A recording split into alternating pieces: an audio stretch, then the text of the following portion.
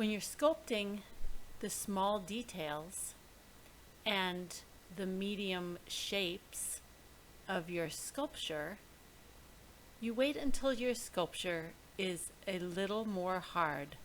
Maybe leather hard, maybe between soft leather hard and leather hard. And you can use the loop tool and the fettling knife.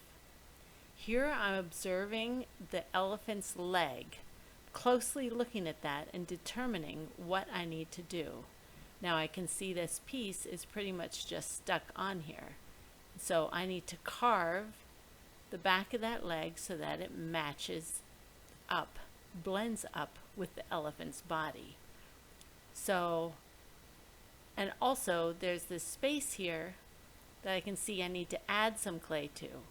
So I'm putting in some soft patching clay to blend those two areas together. Note that I did score that area before I added some of this clay. But you can use soft clay to fill in those areas.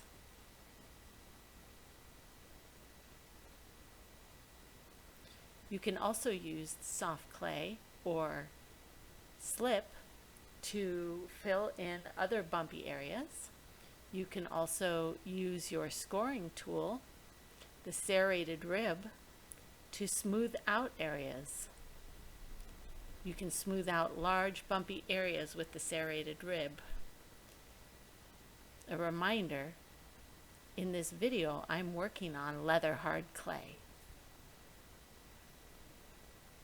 You can smooth those rippled areas with your finger, or you can smooth them with the metal rib, the smooth metal rib, and then some of those bumpy areas are gone.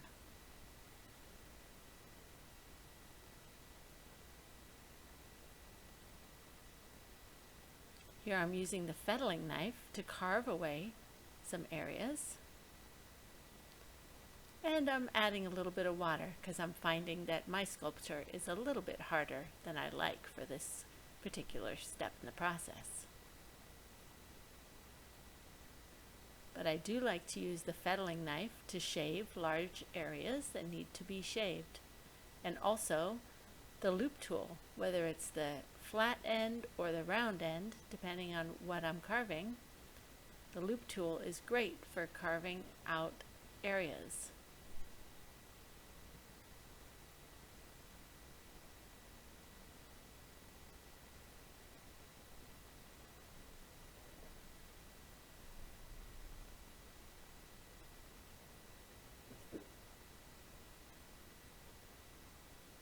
So I'm continuing to look at those back legs and carve away the area under the knee. And I'm looking at the photo constantly here and making sure that I'm getting the right angle and that I'm carving away the right amount of clay to match the photo. On this side I can see I still need to get some of that area carved away from the bottom of the leg. Sometimes I switch back and forth between the fettling knife depending on how much needs to be carved and the loop tool.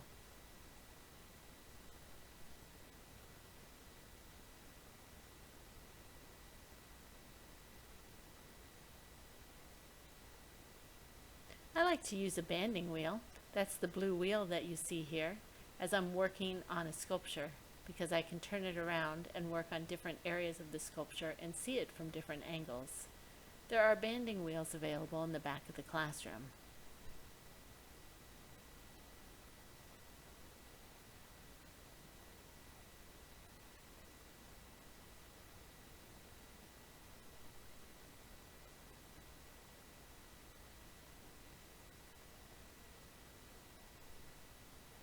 Now it would be helpful to have a photo of the back of a sitting baby elephant, but I'm extrapolating my knowledge just based upon the side view that I have. And I know that the back leg looks like it blends right into that rear end of the elephant, so that's what I'm working on here.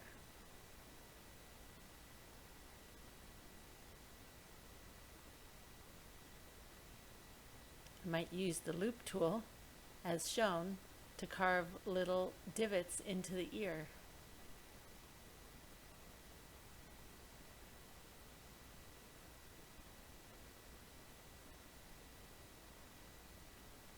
I try and match the left and the right side as I'm working.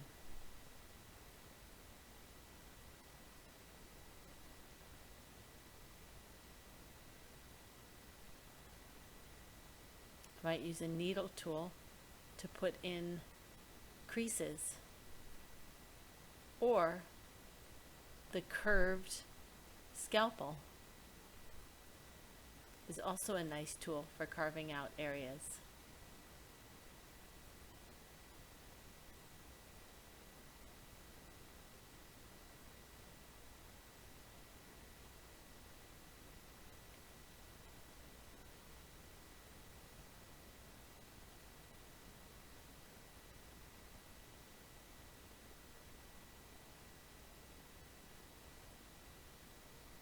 Now I'm going to look at the eyes and put in the eyeballs. But I'm really looking at that image to determine where they should be placed. So I'm smoothing out the area and getting the angles of where the eyeballs will be placed.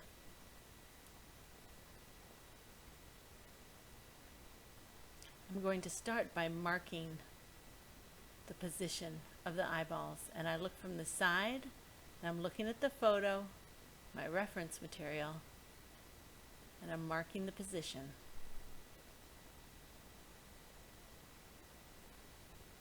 I'm getting those two areas to match.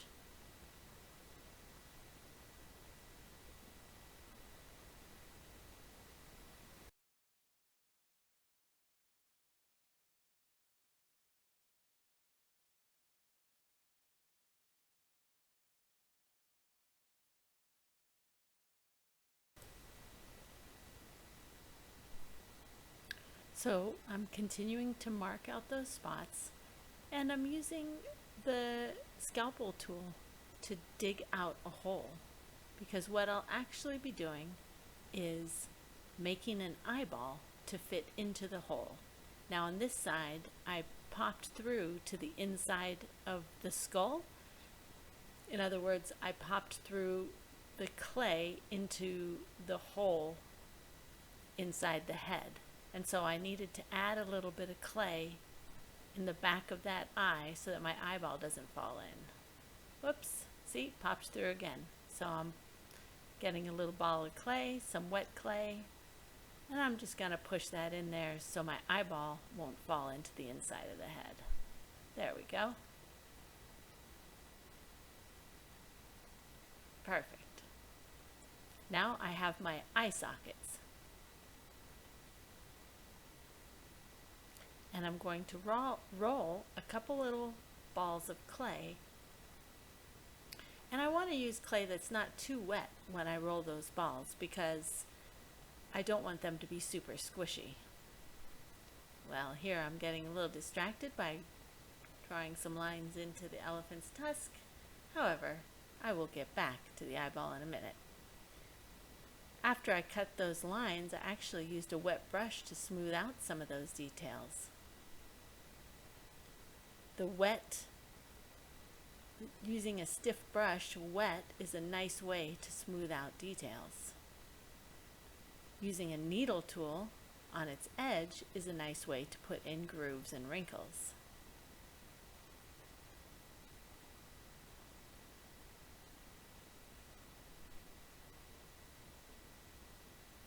And I'm letting my eye sockets just dry up a little bit. Continuing to carve away at different areas while I look at the photos and observe what areas need to be carved down.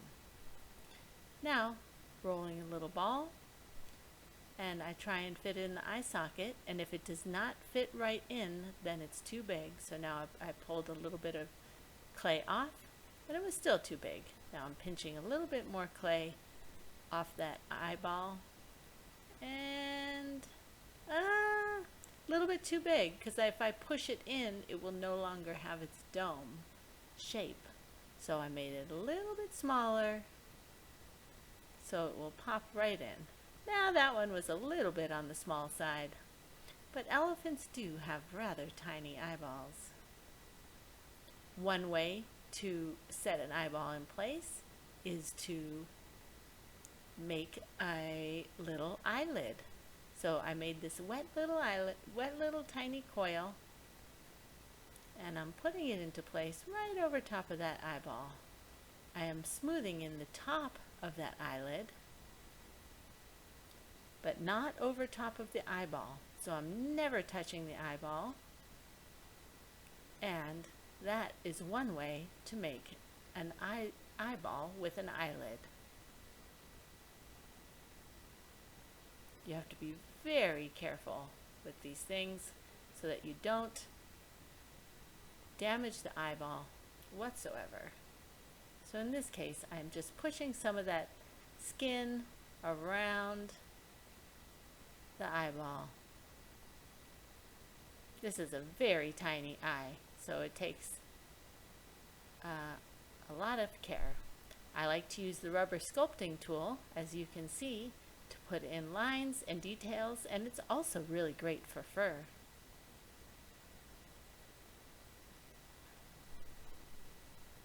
I'm having a little bit of challenge putting in those wrinkles, and so I just wipe them out and put them back in. Now on this eye, I'm going to put in the eyeball, and I'm going to use a different method for pushing the skin around the eye. But first, I'm coming up with the right size eyeball.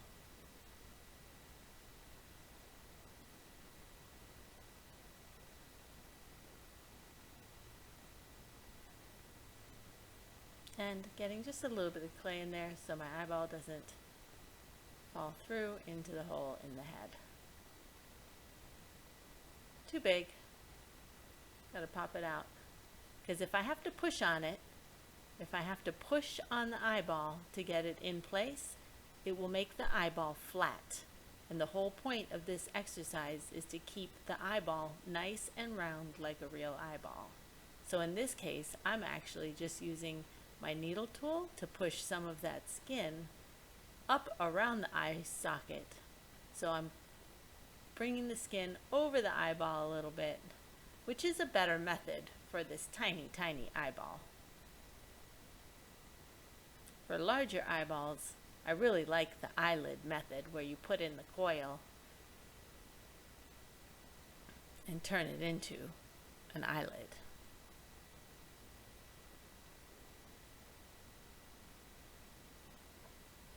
But in both of these methods, I ended up with a tiny little eyeball that's fully rounded inside the face, and it gives it nice realism. Now I can use that rubber sculpting tool to smooth areas out, to put in lines, to create fur, lots of fun things.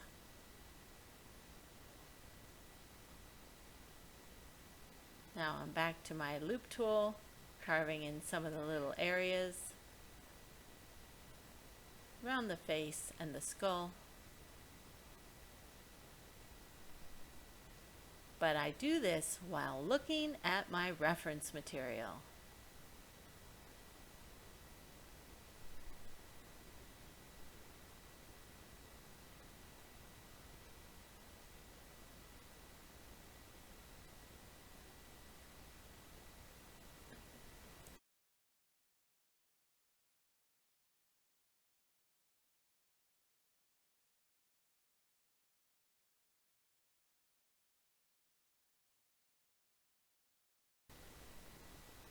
Sometimes I'll pull up an image on my phone so I can get a nice close-up.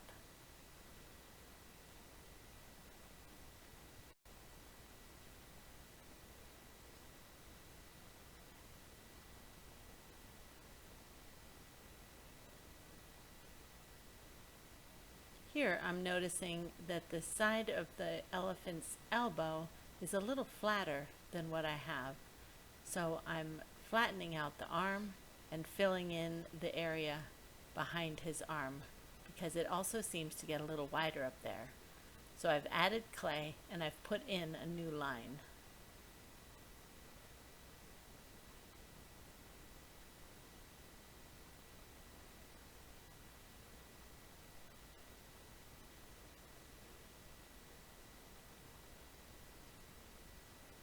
Still thinning out the top of that leg.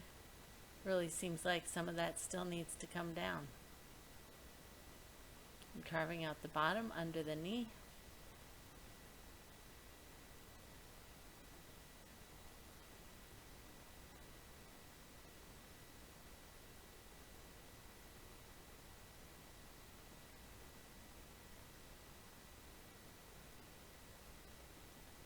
Sometimes I lift it up and hold it in my hand to get better angle.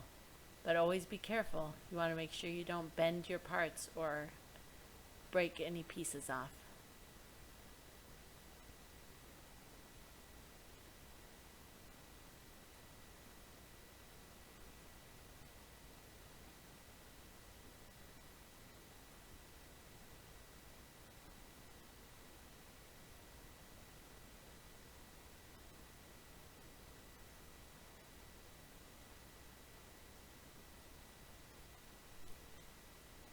Trimming down the belly a little bit with the fettling knife.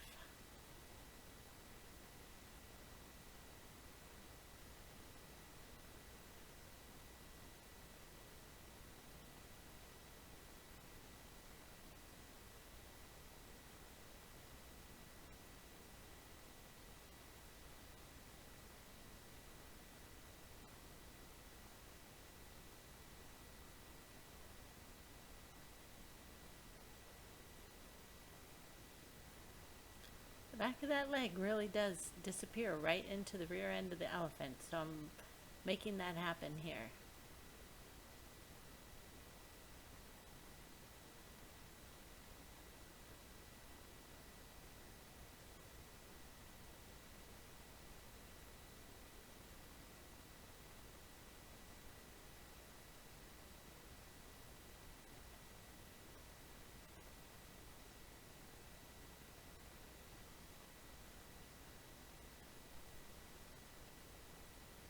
Can add some lines and wrinkles with the needle tool.